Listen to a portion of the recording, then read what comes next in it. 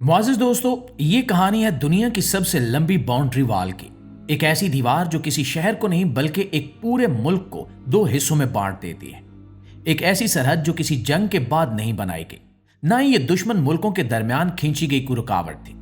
ये सरहदी तार इंसान और कुदरत के दरमियान बनाई गई एक हद बंदी थी।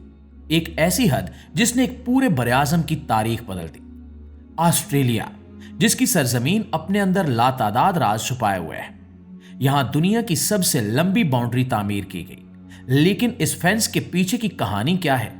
आखिर वो कौन सी तबाही थी, कौन सी गलती थी जिसने हुकूमतों को मजबूर किया कि वो हजारों किलोमीटर तक लोहे और तारों की एक लकीर खींच दें? इस कहानी की बुनियाद एक ऐसे वाक़े से पड़ती है जो बज़ाहिर एक छोटी गलती थी, लेकिन इसके नतायज इतने भयानक थे कि पूरे बरआज़म को दो हिस्सों में तकसीम करना पड़ा। तो दोस्तों, आइए जानते हैं ऑस्ट्रेलिया में वकूफ पजीर होने वाले इस हौलनाक वाक़े की तफसीर। ये साल था 1859 का, जब इंग्लैंड के सबसे मारूफ और अमीर ताजिर थॉमस ऑटसन ने एक फैसला किया। चूंकि वो शिकार का शौकीन था, इसलिए उसने कहा कि यूरोप से खरगोश मंगवाए जाए ताकि ऑस्ट्रेलिया में शिकार किया जा सके। ये फैसला तफरीक, खेल और शौक पर मबनी था। इसने यूरोप के इलाकों से 24 सेहतमंद खरगोश मंगवाकर ऑस्ट्रेलियाई जंगलात में छोड़ दिए, लेकिन उसे अंदाजा भी नहीं था कि नेचर के कवानीन खेल नहीं होते। नेचर में जो चीज तुम दाखिल करते हो वो तुम्हें कई गुना बढ़कर वापस मिलती है। खरगोश एक ऐसा जानवर है जिसे साइंस में बायोलॉजिकल एक्सप्लोजन कहा जाता है। एक मादा खरगोश साल में 6 बार बच्चे देती है और हर बार ये बच्चे 6 से 12 तक होते हैं। ये बच्चे सिर्फ 3 माह बाद खुद भी तौलीद के काबिल हो जाते हैं। यानी अगर आप सिर्फ एक जोड़ा छोड़ें तो वो एक साल में हजारों की शक्ल इख्तियार कर सकता है। और ऑस्ट्रेलिया के साथ भी यही हुआ। 24 खरगोशों का वो काफिला तेजी से बढ़ता गया। ऑस्ट्रेलिया की बड़े पैमाने पर मौजूद घास की जमीनें इन खरगोशों के लिए जन्नत बन गई। यहां इन्हें ना कोई रोकने वाला था और ना कोई शिकार करने वाला। ऑस्ट्रेलिया की जमीन ने इन्हें खुला मैदान दिया। मौसम ठीक था, खुराक बहुत थी और कुदरती दुश्मन न होने के बराबर थे। आमतौर पर नेचर में हर जानवर का एक खतरनाक शिकारी जरूर होता है, मगर यहां खरगोश का कोई शिकारी मौजूद नहीं था। नतीजा यह निकला कि सिर्फ 10 साल बाद खरगोशों की यह आबादी लाखों में बदल गई। किसान हैरान थे। घास के मैदान जो कभी सब्ज थे, चटियल मैदानों में बदलने लगे। फसलें बर्बाद होने लगी, चरागाहें खत्म हो गईं और मिट्टी अपनी जरखेजी खोने लगी। यह सिर्फ एक हैवानी हमला नहीं था, बल्कि कुदरत का बेकाबू निजाम खुद इंसान के खिलाफ खड़ा हो चुका था। नाज़रीन, सन 1900 तक ऑस्ट्रेलिया में खरगोशों की तादाद 10 करोड़ से तजावुज कर चुकी थी। यह दुनिया की तारीख की सबसे बड़ी बायोलॉजिकल इंसुरेशन थी। खरगोशों ने जमीन को खोखला कर दिया, खेतों का सीना चीर दिया और अब ये ऑस्ट्रेलिया के किसानों के लिए एक डरावना ख्वाब बन चुके थे। उस वक्त ऑस्ट्रेलिया की इकोनॉमी का बड़ा हिस्सा भेड़ों और ऊन के कारोबार पर मुनहसर था, मगर यह कारोबार तबाह होने लगा। किसान दिवालिया होने लगे। कई इलाकों में किसानों ने अपनी जमीनों पर फसल तक उगाना छोड़ दी, जिस पर हुकूमत ने इजलास पर इजलास की। माहिरीन हयातियात, साइंसदान, किसान और हुकूमती नुमाइंदे सब एक ही मसले पर बहस करते दिखाई देते थे कि आखिर इन खरगोशों को कैसे रोका जाए। उस वक्त तक हर मुमकिन तरीके आजमाए जा चुके थे। लोगों ने इनका शिकार किया, जहर दिया, हत्ता कि अपने खेतों को जला दिया, मगर खरगोश थे कि बढ़ते ही जा रहे थे। खरगोश जहर के खिलाफ मुदाफियत भी रखने लगे। वो इंसान का दिया जहर खाकर भी बच निकलते। यहां इंसान को पहली बार एहसास हुआ कि फितरत के खिलाफ जंग इतनी आसान नहीं होती। आखिरकार ऑस्ट्रेलियाई हुकूमत ने एक हल तलाश कर ही लिया, जो शायद तारीख में कभी किसी ने नहीं सोचा होगा। एक फेंस, एक खारदार बाउंड्री वाल, एक ऐसी दीवार जो नक्शे पर लकीर नहीं बल्कि हकीकत में बनाई गई, जिसे रैबिट प्रूफ फेंस का नाम दिया गया। इसका मकसद यह था कि खरगोशों की यलगार को रोका जाए, इन्हें एक इलाके से दूसरे इलाके में दाखिल होने से रोक दिया जाए। और साल 1901 में पहली बार इस बाड़ की तामीर शुरू हुई।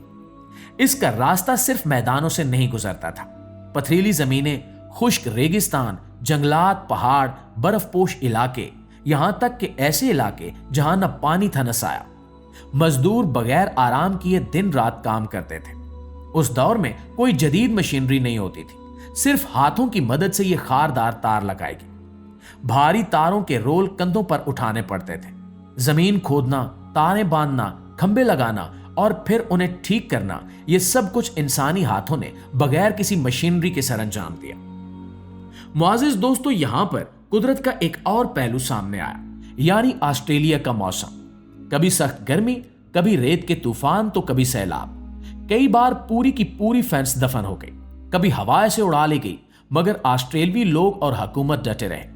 फेंस बनती गई और जब मुकम्मल हुई तो दुनिया हैरान रह गई। इसकी लंबाई 1800 किलोमीटर से ज्यादा थी। इस पर खर्च उस दौर के हिसाब से 9 करोड़ डॉलर्स के बराबर था। अब सवाल यह उभरा कि आखिर उस बाउंड्री वाल ने कौन सा कारनामा सर अंजाम दिया। दरअसल उसने खरगोशों की बढ़ती हुई आबादी को रोक दिया। ऑस्ट्रेलिया ने पहली बार सुख का सांस लिया, लेकिन फिर एक और खतरा सामने आया, और वो खतरा ऑस्ट्रेलिया का जंगली कुत्ता था, जिसे डेंगू कहा जाता था। वो भेड़ों को चीर फाड़ देता था, फसलें तबाह कर देता था, और इसी मसले की वजह से किसान फिर से परेशान हो गए।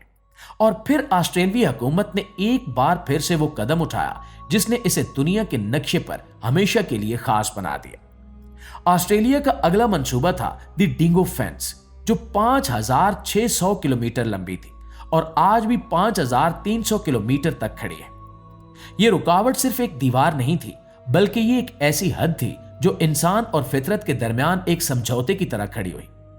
ये बाढ़ हुकूमत और किसानों के दरमियान एक ऐसे वादे की अलामत बन गई जिसमें दोनों अपनी बका के लिए एक दूसरे पर भरोसा कर रहे थे।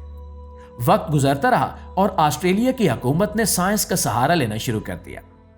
सन 1950 के बाद इस बाढ़ को द डिंगो लाइन के नाम से पहचाना जाने लगा, और फिर 2010 के बाद एक नया मंसूबा वजूद में आया जिसे क्लस्टर फेंसिंग कहा गया। इस बार छोटी छोटी बाढ़ों का एक जाल बिछाया गया। ऐसे लगता था जैसे ऑस्ट्रेलिया एक ऐसा मुल्क बन गया हो जो कुदरत के खिलाफ मुसलसल कोशिश कर रहा है।